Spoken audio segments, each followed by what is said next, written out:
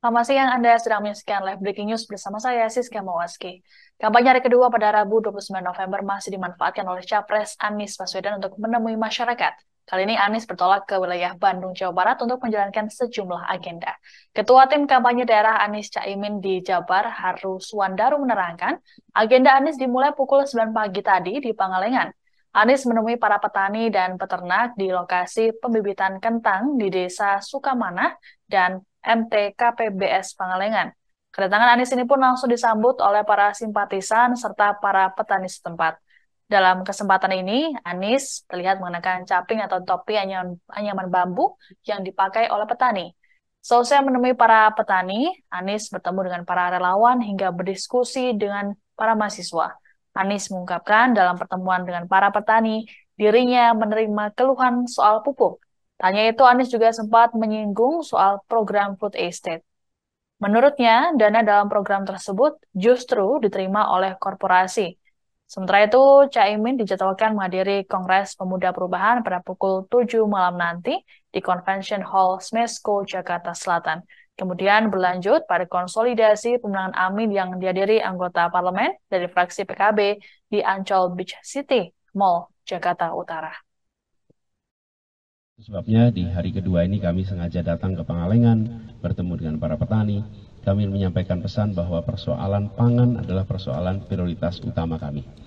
Itulah yang kami akan perbaiki sama-sama. Itu yang kami akan buat reform sehingga harapannya nanti petani-petani bisa mendapatkan pendapatan yang lebih tinggi, tapi juga keluarga-keluarga yang mengkonsumsi dapat harga yang lebih terjangkau.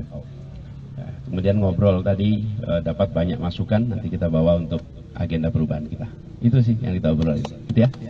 Pak Anies kan selama ini kan selalu kontra dengan food estate dan mengedepankan pertanian kontra. Nah, mungkin Pak Anies bisa menjelaskan itu secara implementasinya di depan petani-petani juga itu sebenarnya programnya seperti apa? Jadi yang disebut sebagai pertanian kontrak itu di mana mereka tetap berusaha di wilayah mereka dan pemerintah justru melakukan intensifikasi atas aktivitas pertanian.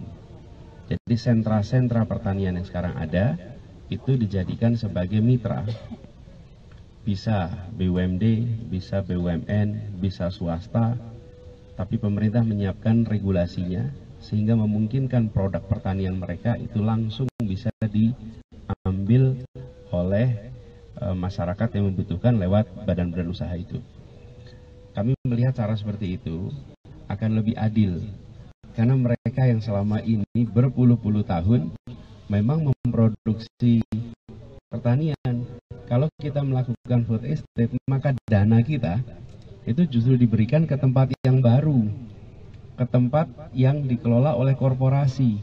Padahal dana yang sama itu kalau diberikan untuk kontrak farming, maka yang menerima adalah rakyat yang selama ini bekerja senyatanya memproduksi.